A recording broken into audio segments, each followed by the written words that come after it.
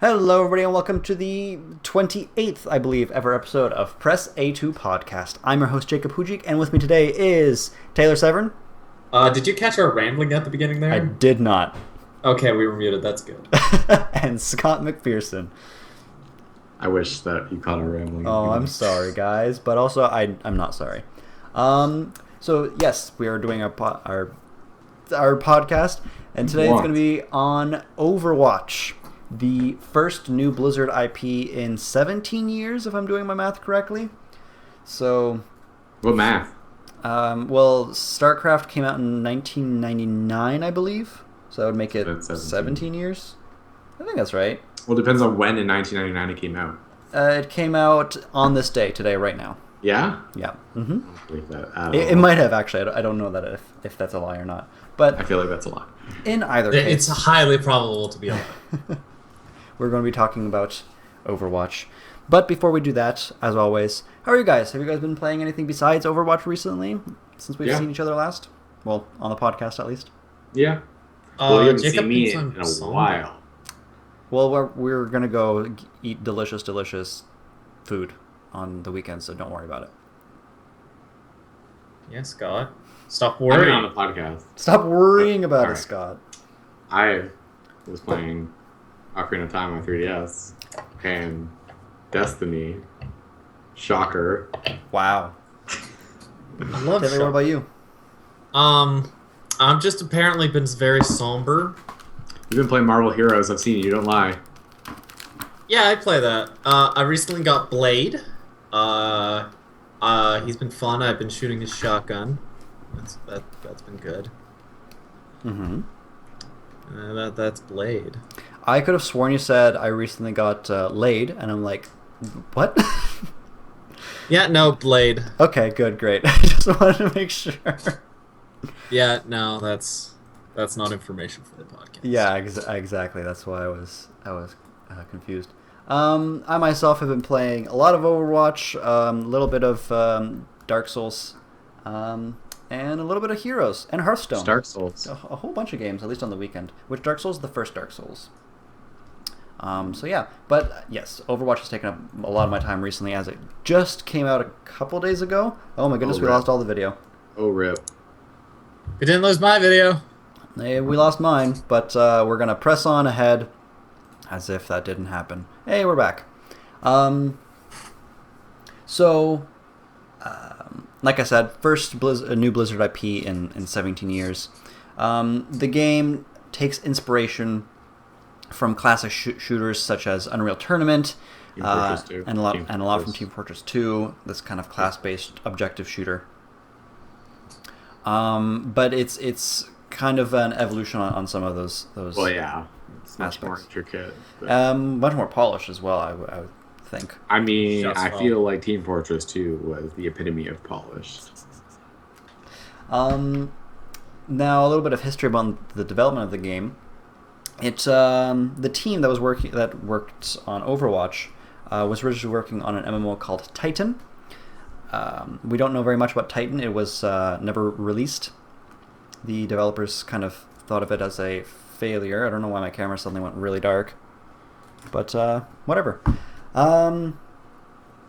It never came out, and the developers kind of switched gears onto Overwatch and decided to make it the best damn game they could make it, like no game ever was. I don't know what the heck's going on with Fuck off! with my camera. Oh, maybe not. Oops. Did I yell that really loud? This is going well. This is gonna go well. This is gonna be a good one. This is the greatest podcast. Jacob's a spinning circle for me. That's all right. You're spinning a circle for me. Great. But yes, Overwatch kind of was spun off from Titan. We don't know exactly how much transition from Titan to Overwatch. But it was the same team. Now, what was everyone's experience with Overwatch? Well, today's Wednesday, right? It Yeah. is. So a little bit of Monday and then yesterday. Wow. Taylor, what about you? Our scale runs deep. I learned of Overwatch at the BlizzCon in which they announced it because I care about Blizzard games and I keep my ear to the ground at BlizzCon for all the news and things. And it looked exciting at the time. It looked like TF2 at the time. And I was able to also play the beta at 2 different points. And I've had some mixed feelings about the game. But it's generally been positive. It's good to hear.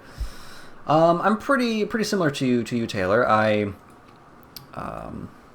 learned about it again at BlizzCon. I didn't get into the beta until fairly close to its release. There was that brief, like 36-hour period where there was some invite only, expanded invite beta time, which I got into, and then I played a lot during the open beta before release. Got a lot of my friends and cousins in on it as well, and we played a fuck ton, and it was super fun. And I'm glad that the game came out because it was a dark time in that week or two where we didn't have it in our lives. Was it that dark though? Is that why you started playing Dark Souls? I needed somewhere for my emotions to go. But yeah, I'm a happy boy now because it's out, it's released. And as usual, I thought we'd talk about its narrative first, because Overwatch has an interesting approach to its narrative. Not something we haven't seen before, but definitely not from a company as big as Blizzard. I guess the closest would probably be like maybe Destiny or Titanfall. No, even Titanfall had a story in the game. But how Overwatch works is that its story is mostly told through lore and backstory outside of the game. There's animated shorts, there's comics, there's character profiles on their website, which are pretty in-depth and involved. In-game, there's only mention to it through environmental stuff in the different maps, and also what the different characters say to each other, and say about the events happening around them in the game. Because the game is multiplayer only, there is no single-player campaign at all. But despite that, there is a huge amount of story in the game, and people have kind of fallen in love with it even before the game released, which is kind of insane to me. But the characters in this non-story-based game have more character and personality than a lot of games with dedicated single-player campaigns. Shots fired. Yeah, but that's just my opinion. What do you guys think? What do you think of the story in the game, and also about how it's been presented in this kind of non-traditional way? Taylor, we'll start with you. I think they've made an interesting narrative. It is slightly different from what Blizzard generally does, but it's not completely different. Blizzard does like making things about heroes, and it's just this time they made them superheroes instead of Heroes of Warcraft. And one thing like I really do wish is like they had a bit more fleshed out of like a character page where like you can look at a character and see all this information about them. And they almost have that. It's just maybe if like they added like a little backstory just to like oomph that in, I think that would be good. But I like that they haven't like said like from A to B this is the story and here's where we're at right now. We're getting like bits and pieces of it all over the place. Yeah, it almost seems like time. We're in an undefined time and the characters, because they're not like there's no reason for why they've teamed up against the other enemy team, and like there's also no coherency because you could all be the same character, all 6 of your teammates, and all the enemy teammates can all be the same character. So they've just kind of like there is a story, but this is a multiplayer game. There's going to be reference to it. I don't know, Scott, what's going on your end, but there's weird noises happening. Maybe they've kind of just separated it. Maybe we find out McCree's been dead for 40 years. This is all his purgatory. Oh. No, like he's just been dead, and we just get to play him in the multiplayer. I mean, who knows? It could happen. I don't think it would, but maybe.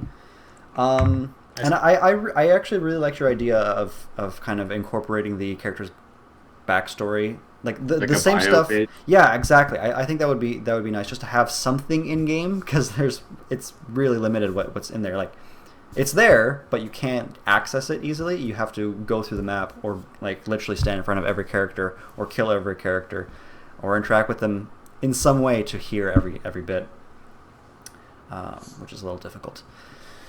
Well, I mean, they have the videos, right?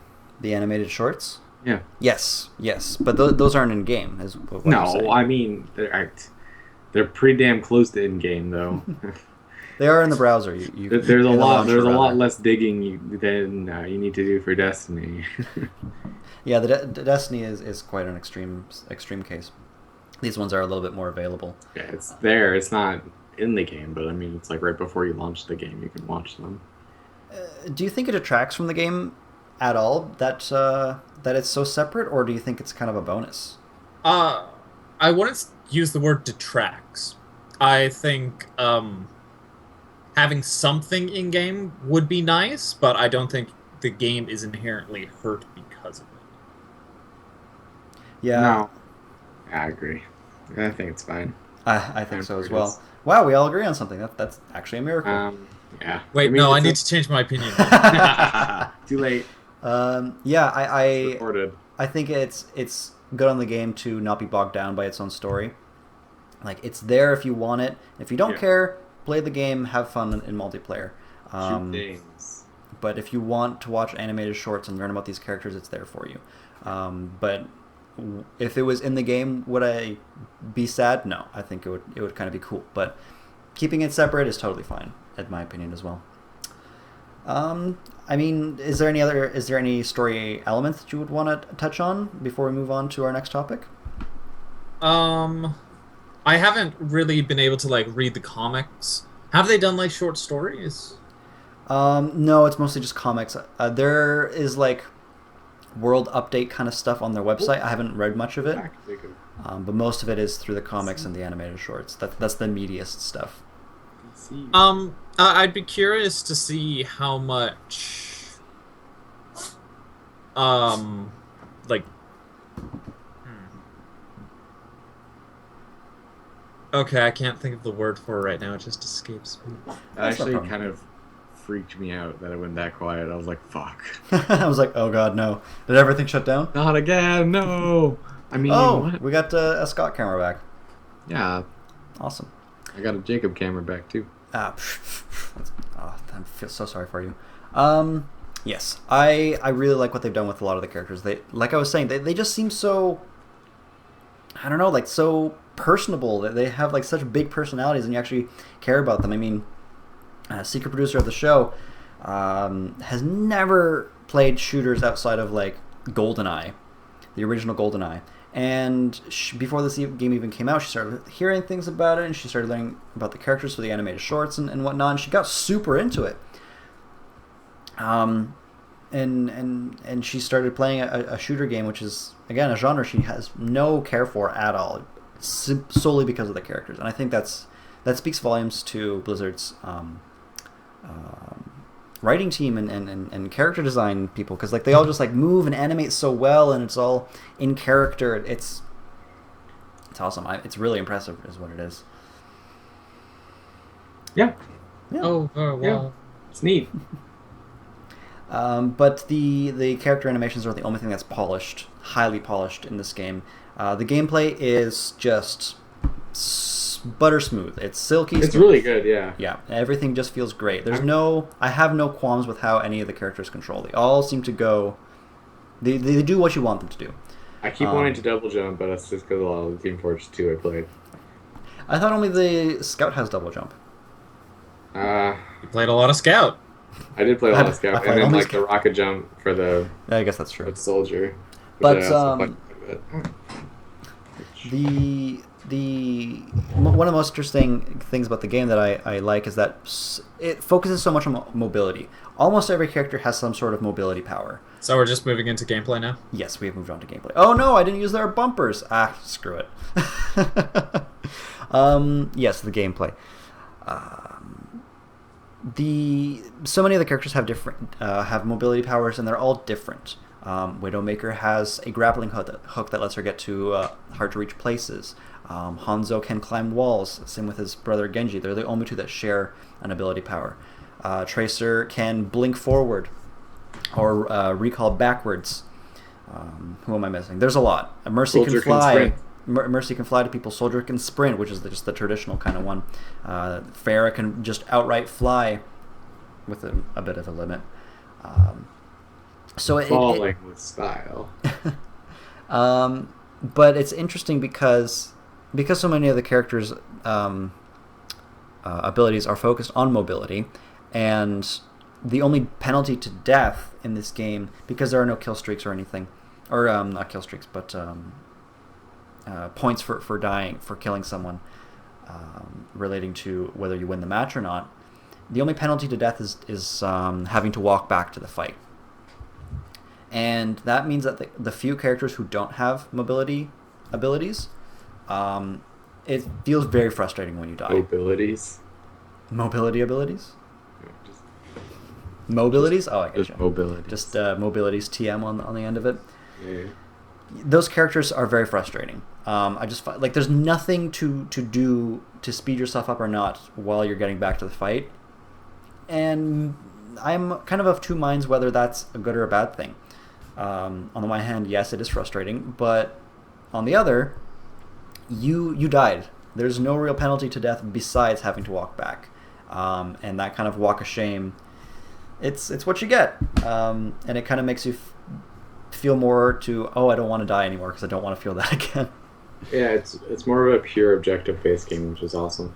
Yeah, it's because that kind of frees up people to choose characters other than like attacking characters. You can be a healer, you can be a tank, somebody who isn't just focused on killing things. You help the team in other ways to win the match. And I think that's super, super cool. Throw up some ice walls here and there. Jesus. That double May comp we were fighting against, oh my god, just ice wall after ice wall. Well, I think it's telling that all the characters with hyper mobility, the high mobility characters, are all the offensive characters. Yeah. Every other character that has, like, you can argue that has mobility is very limited and situational. Well, I mean, except for Mercy, right? Mercy's pretty high mobility. It's completely reliant on another person being there. Okay. Yeah. Well, yeah, I guess. Yeah, she can only fly to other people. Granted, she can kind of like do a hover descent thing, but that makes her easier to shoot. Yeah, really. I've sometimes found it useful, but and so the and that's like the bonus point of being an offensive hero. You can be all around all this place and do a ton of damage. Because many of the other characters are so defensively minded, especially Bastion and Torbjorn, which are these like you mean the defense heroes? Yes, the defense heroes, which are hyper focused on static defense. The only way you can counter them is with high mobility. You blink past them as Tracer. You excuse me. You jump on them as Winston, or you fly above them and get at them from a different angle with Reaper and Pharah and the like. So yeah, that's absolutely correct. I hadn't really noticed that all the most mobile characters are the most offensive.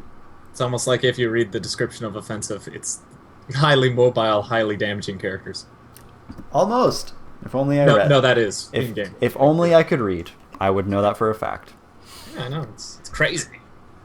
So the different objectives in the game, well, there's three of them. There's hold the point,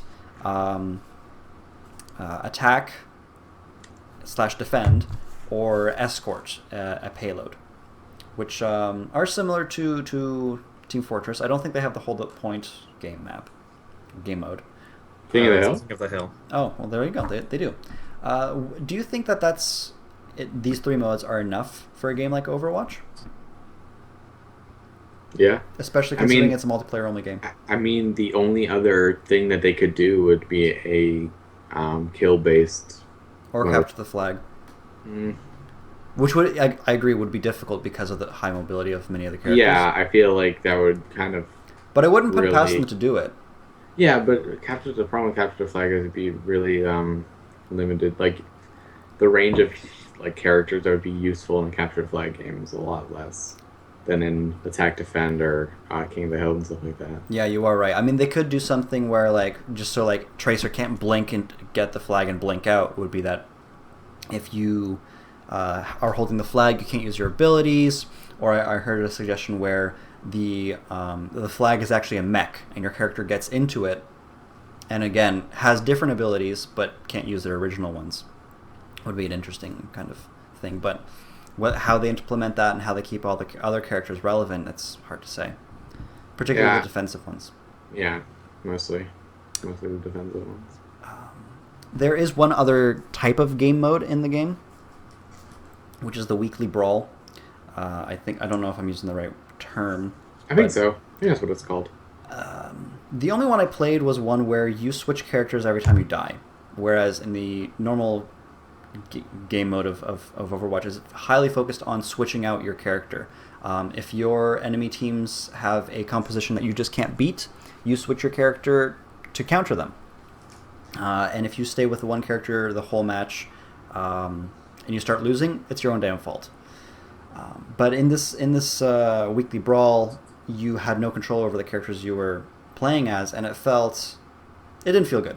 Because the winning team would eventually settle, like one team would eventually settle on a winning comp, and the other team would kind of keep cycling through characters who couldn't combat that comp, and it was awful. And I feel like most of the other game modes that I've heard or seen are limit the hero pool in some way, and not do something really, really crazy, which is a bit of a shame. Do you guys think that there's something they could do with that weekly brawl mode, or with adding other game modes? I have to play it first. Or do you think what they have is enough for the game? Well, I'd have to play it first. Like I haven't really got to experience any of the different game types that are in that, because I just haven't had the game long enough really. Yep. Played the game enough, so like I don't have like a solid opinion on. You haven't gotten bored of anything yet. It's true. I mean, and like even Team Fortress 2 is way simpler, and I played a lot of that. But that was mostly like true. I played that for the same reason that I'm probably gonna play Overwatch, and it's to collect all the character items. There's going to be a lot. Oh yeah. Mm-hmm. Oh yeah. Yeah, there's going to be a lot added to the game. I don't know that. Like the Blizzard has already confirmed that they will be adding both maps and characters to the game. They've already started working on additional maps and characters. Are you guys excited about this, or do you think it's kind of something to worry about? It depends. For me, on what? It depends on if it's going to be like, I don't know if they've announced it because I haven't heard anything about it. But did they announce that it was going to be like? Is it going to be free DLC or is it going to be paid for DLC? Yes, all the DLC, as you'd call it, it's just going to be updates to the game. It's not going to be paid. Okay, that's good then. The game is supported solely on its $40 price tag, and the microtransactions you can do to get loot boxes, which are totally random. You can't outright buy something. You can only buy the loot boxes, kind of like that Hearthstone model, which I like. You get everything you need to play the game for $40. That you have all the characters, you have all the maps. If you want to spend some extra money on it for cosmetic stuff, go ahead. I think that is the perfect. Yeah, that's good. Money. How do I say it? It's an awesome system for it works for this game specifically. Yeah, for sure. It definitely does. It doesn't work for every game, but this game it's a game that's definitely geared toward like if they did like you need to it was like $10 to get the new characters and stuff. I feel like it would lose popularity pretty quick. It would also kind of almost break the game because the game is so reliant on countering characters mid game. Exactly. It's not like a Dota where like you've set your team and then you're matched up against another team and now you fight. It's as the game is evolving, your character choices are evolving. Yeah, in interviews, that's the exact reason they give of why it's not like a free-to-play model game. Yeah, and considering Blizzard's other recent games, Hearthstone and Heroes, which are both free-to-play with transactions to unlock characters, to unlock cards, I'm glad that they chose that because it's the smart choice, it's the best choice. Because I do have some qualms with how Hearthstone a little bit. I find I'm sometimes I don't want to play Hearthstone because I don't have the cards I need to play to the level I feel I can play at. And also with heroes, I find it annoying sometimes when I don't have access to a character I want. It's not as bad in heroes just because there's only... Like, you can only learn and play very well a few heroes. You can't play all 50 or plus heroes at a high degree. Hey. Unless you're Taylor, because Taylor is actually amazing at MOBAs, but if you're just a pleb like me, you can't do that. I feel Hearthstone gets away with that because it's a card game, and you just have to deal with that. It's a card game. If you don't spend money in a card game, you will fall behind. I never liked that argument because, yes, the game type is collectible card games. You're supposed to collect them and then play with them. But there are card games where you just get the complete set, and that's it. That you got the 180 cards, and that's all there is. There might be an expansion, but you can buy all the cards in that expansion in one go. You don't have to buy them piecemeal and get duplicates and all this stuff. And just because Hearthstone is emulating that, I don't think that lets them get a free pass and like puts them above reproach for the model that they have. I don't like it. I know why they do it. I don't agree with it personally. Getting back to, with you. I knew you would. There you go. We're getting back to the regular rhythm of this show. But getting back to Overwatch. Yeah, I love the fact that you have all the characters in the game, that the new characters are going to be free. I'm not worried terribly that they're going to unbalance them because they've already added, when the game was in beta, characters to the game. And after a while, things settled into the rhythm that we have now, where I don't think the game is terribly unbalanced. Some of the characters feel a little bit unfair, but they're not. It's just we're complaining. Really every character feels unfair if you play them well. Yeah, which is awesome. I would only want them to add characters if they fit an actual like niche and like have a strategic reason for doing that. I would not want them to add characters for the sake of adding characters. I would be 100% against that. I would have to agree. I want characters who are very, very unique, because all the characters in this game are very unique. Even defensive characters fill different niches in that defensive archetype. It's awesome. And if they only added 4 more characters, one for each of the classes, that'd be awesome. If they only added one character and he was really cool, I'd be okay with that. I don't want. I think there's enough room for like another support easily. Definitely, especially because it's the smallest. Yeah, there would be interesting to see some more defense heroes as well. I feel like attack. There are so many different creative ideas you can have for attack that they're probably going to add more. Defense, I want to see what else they can come up with, but if they can't, don't try. And maps is like that. That's a very easy thing to add, and I think if they stop making characters and just keep adding maps, that would be enough. It will be maps. Yeah, I tend to agree. And who knows? By providing more maps, there might be. It might open them up to explore more mechanics for characters, which would open up into more characters. And maybe they'll go the TF2 route and make a wave survival mode. I wouldn't be surprised. That would be awesome. If there was some sort of co-op or single-player mode like that, I think they will add it eventually. I think one of the reasons why... Awesome. Yeah, I think one of the reasons why this game launched without a campaign is because it is... Developing a game with a campaign and a multiplayer is like developing 2 games. This game is very, very focused, and it's good because it's so focused. Taylor was just talking recently about how some of the best games are the ones that are super focused on an idea. Complex games can be good too, but many of the best games, most fun, are hyper-focused on a single idea, and that's what Overwatch is. It's an objective first-person shooter, objective-based first-person shooter. To focus on a campaign with like a good story, good scripted elements, and all that crap, it would take too much development time and focus away from the core game. Now that the game is out and all developed, they might have time to add that. I feel just with how the characters work, the campaign wouldn't be super interesting to play gameplay wise. Right, yeah, it would be hard to kind of make a story that like for this kind of game. I don't know, like to I imagine it would be more like it would seem more tutorial based. Like yeah, this is how this character works. kind of like Rainbow Six Siege. I would find it interesting if they went more, or if they went less of a Call of Duty Battlefront route with the story and more of a Portal 2 route, where it wasn't specifically focused on combat. It was maybe some characters are more focused on puzzles, and some characters are more focused on, Yeah, but I don't know what I else, mean, and like, and other characters are more focused on like the just traditional based on shooting how stuff. many characters there are, it would be so hard for them to make a decent story. For all I of don't think the characters are versatile enough to be able to handle that. Well, I mean, that would be an opportunity to flesh them out.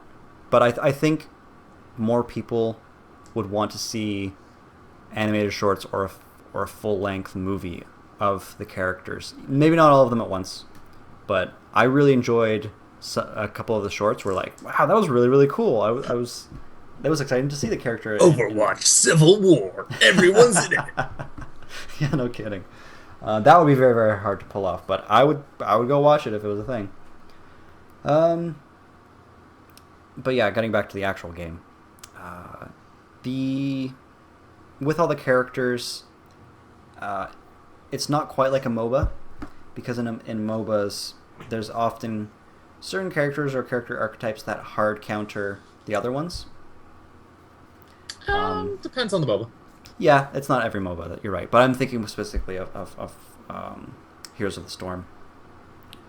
There are certain characters who, if you're playing this character, it is very, very hard to win if you're playing another character. Whereas in this game, I'm of two minds of this, because I was originally thinking that like McCree is a very good anti-tank buster. That doesn't mean McCree can't die to a good Reinhardt or whoever. There isn't so much hard counters. It's more so that certain characters make it easier for you to defeat them. There's a term for that. Soft counter?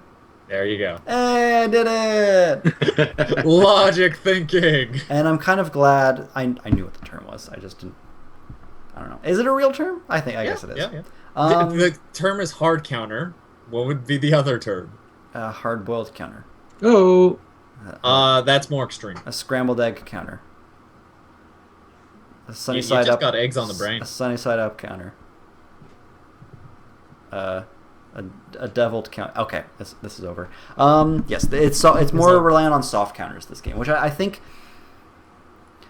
from a developer standpoint, it's probably hard to develop, but from a gameplay / playing perspective, it is much funner to own this character. I can still take out that other character, even though they're usually better at taking me out. As long as I play to my strengths, I can beat them, which I think is awesome. Do you guys have any opinions on that, or? I mean, it's soft counter is good. They're able to make them a bit harder than normal, just because they want you to be able to switch, and so like they're not like completely soft. They've got a bit of edge to them. These are sharp eggs. Medium counter. There's a bit of shell. Grab in them. that soft counter because there's a bit of edge to it. There's a bit of grip. Yeah, like I feel like there are some characters like especially like Tracer and Genji that just destroy snipers. Like Hanzo makes him like renders him almost useless if you can get behind him. Yes, but also I have snuck up on enough Widowmakers or even Hanzos and have had them turn around and kill me to know that it's not 100% guaranteed. It's not 100%, but I feel like it more times than not, especially Widowmaker. Well, I didn't say Widowmaker because like when you don't aim, her gun's like an auto rifle, so it all makes it easier to counter them. But like Hanzo has a bow, so if you miss, you're dead. But you can't rapid fire the bow. Hanzo can shoot that thing so fucking fast, and God, Hanzo makes me mad. It's like It's 5 kills. Right. Yeah. But yes, Fair soft enough. counters. Yeah. The last real kind of gameplay aspect to the game is the grind / reward system. Almost all multiplayer games nowadays have them, and it's because it's what keeps a lot of people playing. It's not simply the mechanics and the game being fun. It's also the idea of here's a thing that you can work towards and get if you play the game. Humans just Are we enjoy talking that. about progression systems? Your favorite thing, Taylor. So you, being the master, the enjoyer, the lover of the connoisseur of progression systems, what do you think of Overwatch's system? Because, just a quick description, as you level up, which you earn points by playing matches, and as you level up, you'll earn loot boxes, and in those loot boxes are randomized skins, character lines that you can equip, just different customizable items for the characters. They're all purely cosmetic. They don't alter the gameplay in any way. What do you think of that? Okay. I have some opinions. Sit down, kids. The first thing I learned actually, like, playing earlier today, is that you can actually get duplicate items from loot boxes. Mm-hmm. I dislike that. What specifically about it? It's annoying. There's so much stuff to unlock that.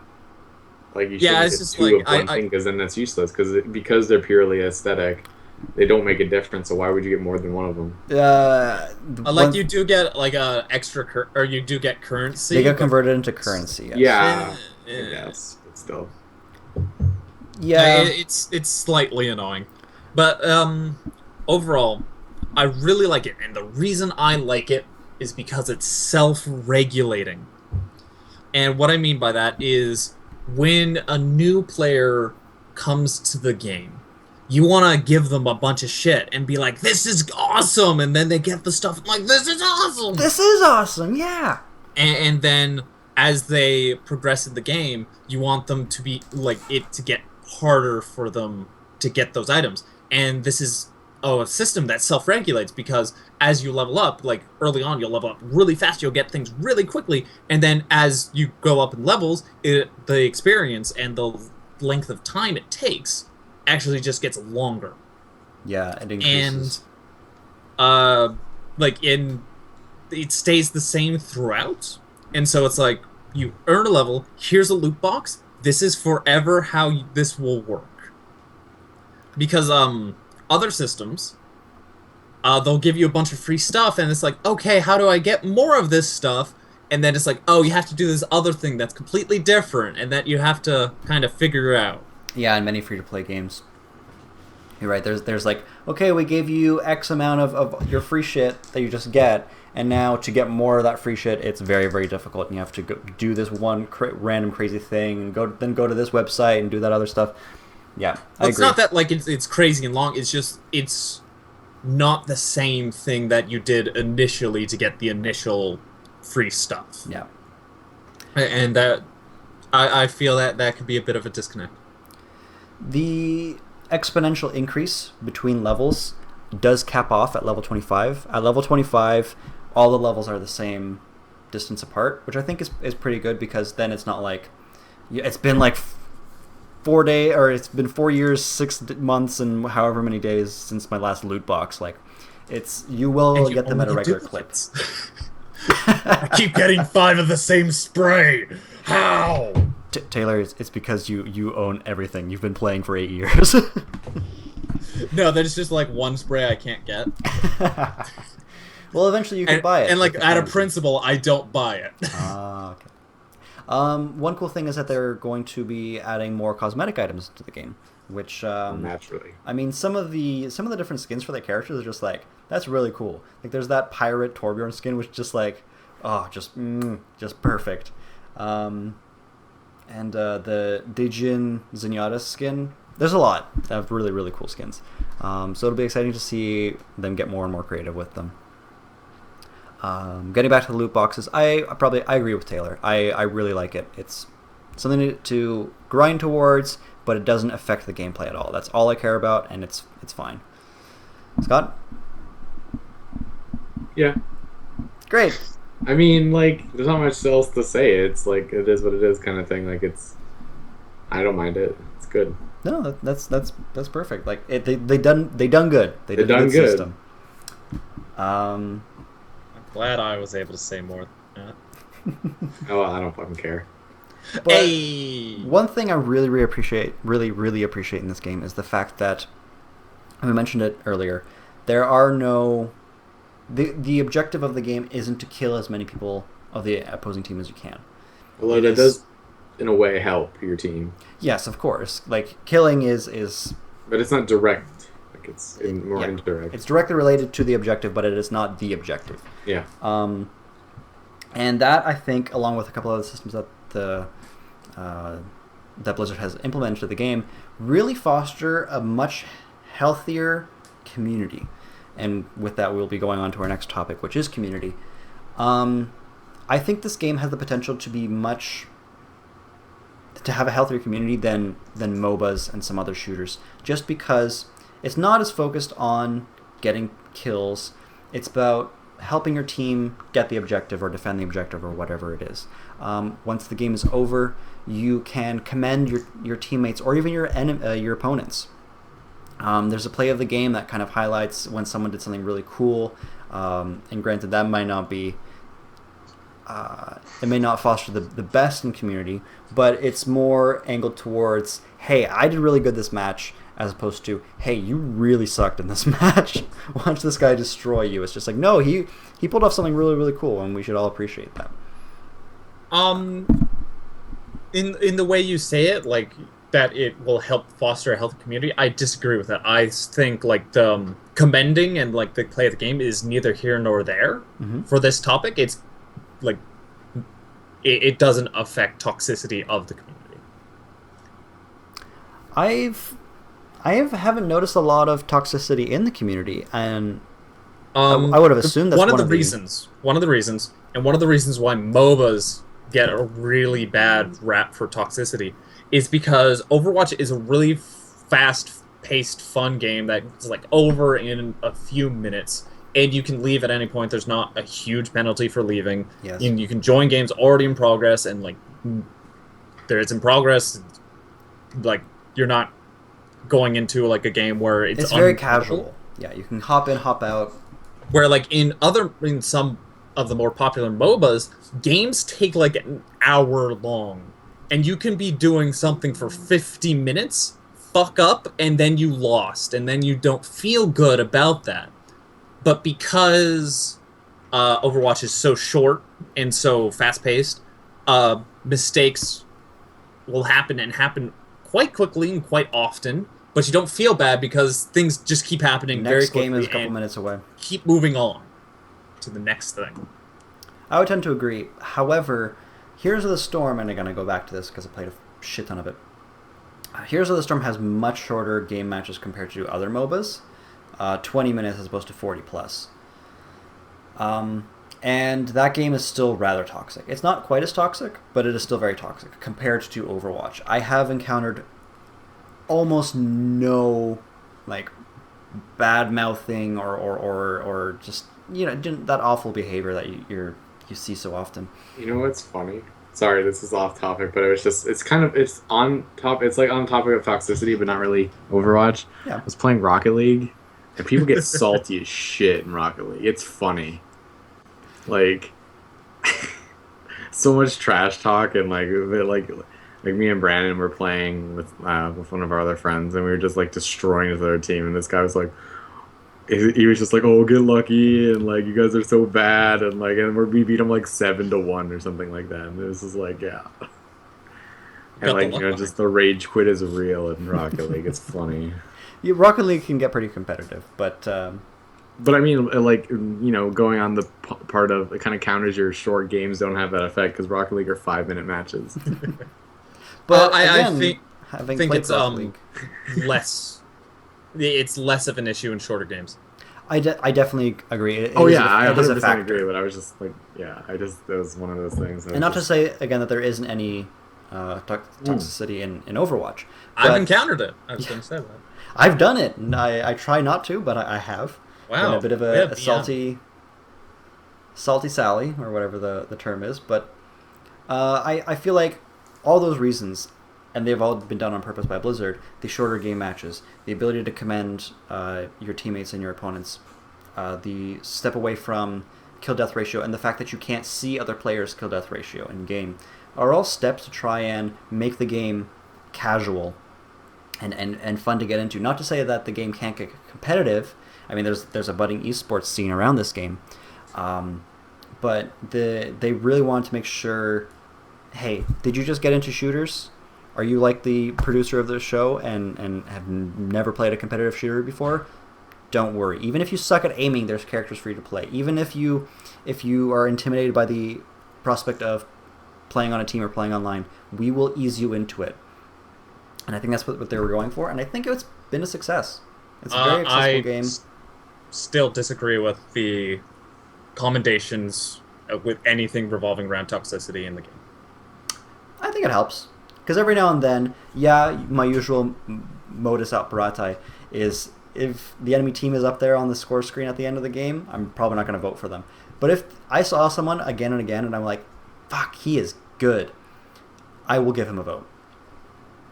And I think that kind of helps with like because in Heroes, like when you go to the score screen, it's just your team and you focus on my teammate got this score and that's bad, or I saw him all game just like, oh yeah, I remember he was just laning as Rainer and at the bottom and didn't get anything done. Like that's what you focus on in that game. Whereas in this game, it picks out the best that anyone did, and if they didn't do too well, they're not on there. Just forget about it.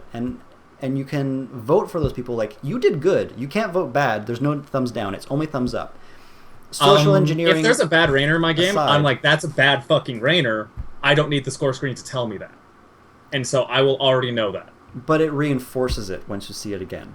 And it even gives you the ability to report them. And you're like, this asshole, let's just report him. No, the loss reinforces the bad Rainer.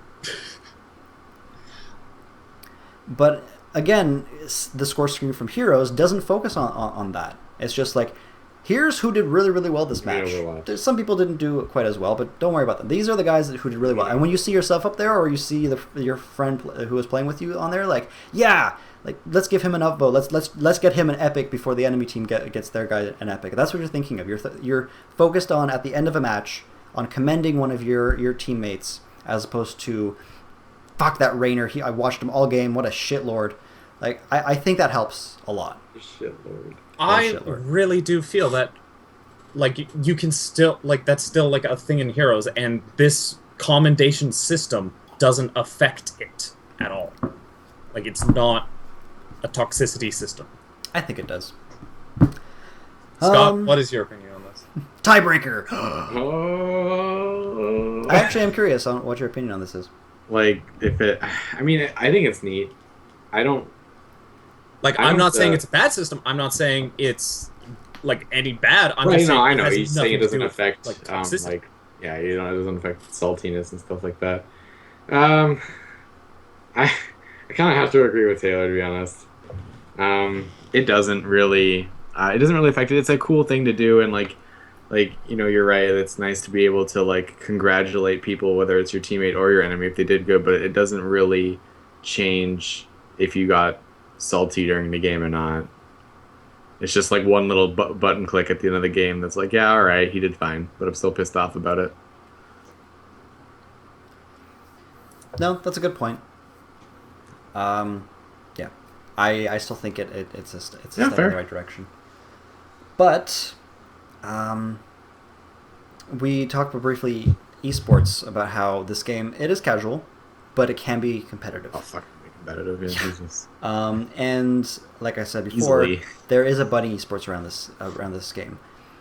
But again, comparing it to Heroes of the Storm, where Blizzard is pumping huge tons of money into that game to make it a very big esport, with Overwatch they've taken more of the Hearthstone approach, where with Hearthstone they let the game come out, a scene grew around it. People were like, this is really fun to watch. People want to watch this. Let's make money off it. Let's get some really pro players. People want to watch the pros play. An esports scene grew around it, and then Blizzard stepped in and said, hey, I see there's a lot of money being thrown around in here. Can we step in and make some of that, and also start throwing our own money in there? And it exploded. It's one of the biggest esports that are around, and I think they're kind of taking that approach with Overwatch. They're letting the community I mean, there wasn't a show match or any kind of esports focus of Overwatch during the last BlizzCon, as far as I understand. Nothing that was really publicized. So I think they're kind of just letting it grow, see if the community picks it up, which I think they have. And then they're going to go, okay, now here's however much money for a big prize pool. Let's see what you can do with this amount of money, and see if that grows. And if that grows, add more, and so on and so forth. And I think that's, in my opinion, I think that's a really good way of doing it. But I could see why some people would think that's hindering the scene. And I was curious what your guys' opinion was of that.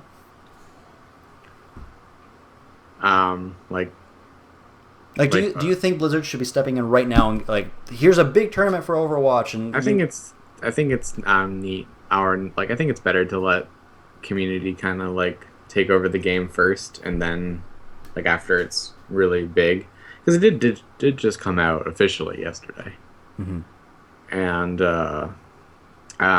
I think a little like after people have grown more people have grown comfortable with the game, and it's much more popular on like in terms of being watched and stuff like that, and it just makes it a better event than just immediately being like, yeah, look, watch this game, and like, because people might not know what the game is yet because it did just release yesterday. So I feel like it would be nice to like let it, like, even if it takes, a few months up to a year for it to actually become large. I feel like it has time to grow popularity, and then once it's more popular, even if people just want to watch it, they'll know what it is at least. Yeah, let it grow organically. Don't force it down people's throats. Yeah, exactly. Yeah, Taylor, do you have a differing opinion? I think that's like a strong thing, because like the way it worked with the original StarCraft is just people played the game because they loved to play the game. And since they played the game so much, they got really good at the game, so much to the point where other people would watch them and be like, holy shit, these guys are really, really good at the game. And that's, instead of throwing money at that, because then like players will just go to it, because that's where money is, instead of just for the joy of the game. Yeah. I think it helps foster a healthier community. I remember... I think it was like at E3, I saw like these guys were like really pumping up this game, and it's like, oh, it's going to be an esport, it's designed to be an esport, and all these other things, and it's like the shooter, and it's like has all these neat things and bells and whistles, and I've never heard of it again. So yeah, I have to agree. I mean, if you do it this way, people are playing, like you said, people are playing the game because they want to play the game. They're not there because, oh my god, there's so much money in it, let's get into this while it's still hot, because those people will leave as soon as there's another big game throwing money around. Yeah. And then maybe they got so good at the point they can reliably make money. Sorry, the people who went in? Yeah. Yeah, but I mean, that game isn't their focus. Making money is their focus, and I feel like it's a healthier community if the game is the focus. It's cool that they're making money, but they're in here because they love the game. And I was just making a point that if they can consistently make money, they would probably stay. Yeah, I guess that's true, but you'd want more people who are like, I love this game, as opposed to, I love the money, so give me more. Money is nice. It is nice, I'm not going to lie. If anyone wants to sponsor the show. But that aside, the fun of the game aside, are there any reasons you can think of as to why the game wouldn't be a popular esport? Because I can name a few, if you guys... don't have any. Don't. Would you want to start, Scott? Well, I was gonna say the one thing that comes immediately to mind is what might not make it as popular is the fact that you're not locked into a character during a game. Really? It's the fact that because I feel like with a lot of like things, it's people get comfortable with whatever, and then they can go into like a game like that. But it's one of those games where there's like enough characters, or it's going to be hard to be like very, very effective with every single one of them. So based on if you just get put against another team that just is entirely is different. It's forced and like and they're switching up and stuff like that. It's harder to watch. Um, just because I don't know, like I feel like it's going to be just a little bit more convoluted that way. Yeah, no, there's something there that I hadn't considered. The fact that to someone new coming into the game and watching a professional level esport, because I do think that the pros, if they want to be pro, they'll get good with most of the characters. Yeah, most. Yeah, I mean, but you're right. Someone new coming into it and watching this, going like, "Wait, wasn't he just a giant monkey? Why is he a skinny hot lady now? Like, I don't get it." I also have something to say in the same vein. It's slightly different. Mm-hmm. I don't think it's a good spectator game. Yeah. I don't think it has a good spectator mode in place, and it's kind of too busy for just to follow a person to person. With like a game like a MOBA, you always have like an overhead view, and you can always like go and view other things that are going on and see a grander scale. You can step back. It'd be like watching soccer from a first-person perspective. And it's like, I imagine there would be some people that would enjoy seeing that, but I don't think... It would be a novelty, not because it's the way to see it. But wouldn't that kind of be like any first-person shooter, basically? And that's the thing. Like Halo, Call of Duty... I think like something like Counter-Strike has a better spectator system in place that Overwatch does not. Fair enough.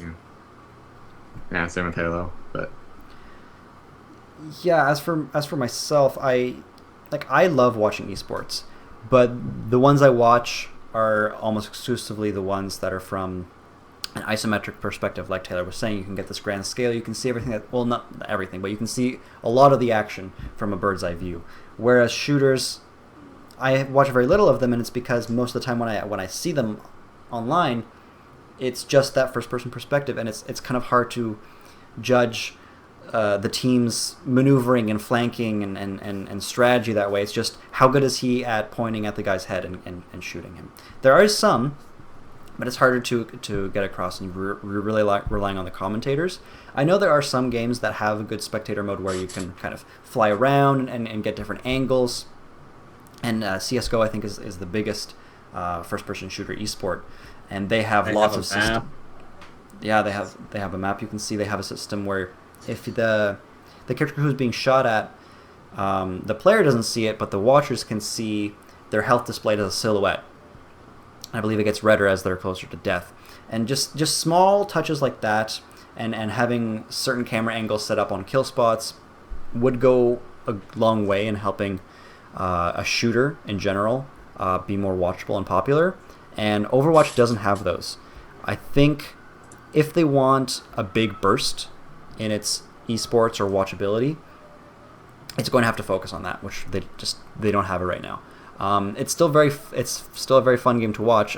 I know because I've watched a lot of people streaming it and stuff, especially when I couldn't play, to know that it is fun to watch, but from a competitive aspect, there needs to be more that you can show the viewer to get a sense of the scale of the battle, to get a sense of what the characters are doing, than just, oh, he's shooting the guy, that's cool.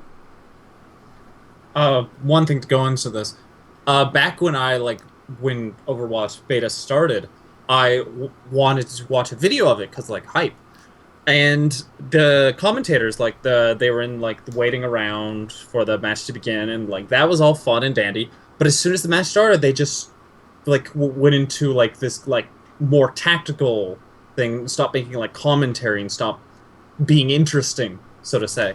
And so I actually just instantly didn't want to watch it anymore. That sounds like more of a problem with the commentators in the game, but yeah. Well, the people were playing at the time. Oh, they're playing and commentating the game. Yeah. Gotcha. And so that thing, I think, hinders its watchability, and not only that, its streamability. Yeah, definitely. I mean, streams are also highly dependent on the personalities behind them. But one of the reasons why people love the game so much is because of the personalities of the characters, which I think will be our last big topic for this episode. You really plan these transitions, don't you? This is why I let you guys talk more, because I'm planning segues. People love these characters. Like I was saying, even before this game came out, people were like, "Who is this Tracer? She's cute. I like her. I want to learn more about her. Oh, there is more to learn about her. And oh, she did this. And who's this character? And they did that. And that's so cool. And they're all so animated and personable in the game. I really think it's what's leading to the success of it. Can you guys pinpoint anything about why these characters are just like, oh yeah, Tracer. I can't play that game yet, but I want to know more about Tracer. They're big, bold, fun characters. Yeah. People enjoy characters. Yeah, but I mean, like, highly unique, really. Yeah. I mean, they're all kind of based on stereotypes in some cases. But, I mean, I was thinking of the new game from Cliff Bleszinski, Lawbreakers, I believe it's called. And it just... Never heard of it. It looks cool. I would encourage you to look at it. But I remember seeing a scene in that game where there's this dude. He's got like these like weird dreadlocks. And he's got like this mask. And he's got electric powers and a big machine gun. And I'm like, that guy looks cool. I don't care about his character. Like I care more about the gun that's shooting the lightning than I care about what planet is he from? Like, what's his backstory? I didn't care. I see someone like Hanzo or Genji. Yeah, let's pick Genji. And it's like, there are robots in this game. Genji isn't a robot. He looks like something different. Let's learn more about him. Like he moves slightly differently. He's got a voice and he talks to his brother Hanzo. There's already some story there. The way Tracer, her expression and her the way she animates and the way she moves is all very indicative of a fun, bubbly type of personality, whereas everything about Widowmaker screams femme fatale. They are these stereotypes. There are these very not niche characters, cliched characters, tropey characters, but they're done so well and with such a focus that I think people are drawn to them, because there's a reason why those stereotypes exist, because people like them. And I just can't speak enough to the way everything moves. Like, the characters are so well animated. They don't move like humans. If you slowed the game footage down of someone jumping, you will see their body elongate and scrunch down. Obviously, the human body doesn't do that, not to that degree. Wait, what? If you slow the game down, you will see most the way games they do. animate. No, I'm being like, wait, the body doesn't do that? Are you sure? And it all kind of lends itself to this kind of like fluid, cartoony kind of feel, and all the characters have those big personalities. They're not just dude with mask and an electric gun. They everything they do shows off their character, and I think people really responded to that. Am I off base on any of that, or? I think a lot of games actually do that and like have those strong characters. It's just the way you introduce people to not only the characters but this universe. And I think some games don't do that properly. And Overwatch had a great foot in the door that anybody could see it and be like, that's interesting. I want to know more about it. And that was the original cinematic trailer. That was their foot in the door that you could show anyone, and that would get someone's interest. You just need a foot in the door for people to care. You are absolutely right. They introduced the game based on these characters first, and that really solid animation that they had. You're absolutely right. Yeah, that's when most people got really interested in the game. When they saw that, there was like, that could be a movie. Wait, there's a game about this, and there's like lovable characters in it. Let's go play it. And Overwatch is huge now. You're absolutely right. Yeah. I like being right. We know, Taylor. We know. Oh yeah. It runs in the family. That's all I'm gonna say about that. Well, guys, that's it for Overwatch episode If you like what you see here, maybe subscribe to us, follow us on Twitch if you're watching this live. If you're not watching this live, we do this live on Twitch. Come hang out. If you want updates on the show, you can follow us on Twitter at Press A2 Podcast. You can subscribe and follow us on YouTube, also at Press A2 Podcast. And if you have any comments, questions, concerns, recommendations, please send them to pressapodcast@gmail.com. We'd love to read any of your emails. So... And he's saying the royal we. We are on iTunes. I'm going to be slowly uploading our backlog of episodes to iTunes, but you can find us at Press A2 Podcast there. We'd love if you subscribe there as well. You didn't introduce the episode number. It's the 28th, I mentioned. You didn't say that. I did. You didn't. Well, download it on iTunes and tell me if I said it or not. Oh. iTunes in like 42 weeks when you finally get it uploaded. Ooh, Yeah, no kidding. that's weird. I also wanted to mention that we have if you liked Overwatch, if you liked us talking about Overwatch, we have another podcast only about Overwatch. Apparently we like talking about it too. I mean, yay! Scott is against it. I really like Overwatch. I want to do a podcast I like on it. And so we did. Enough to talk about. We're still kind of deciding on the name. It's probably going to be Press A for Overtime. It might be Overwatch Overtime. I haven't decided yet, but look for it on iTunes and go download it, please. 2 years All right. from now, when we're starting to ramble. Thanks for listening, guys. Have fun and good luck. We're getting requests to keep twitching from the audience. After show. To keep twitching.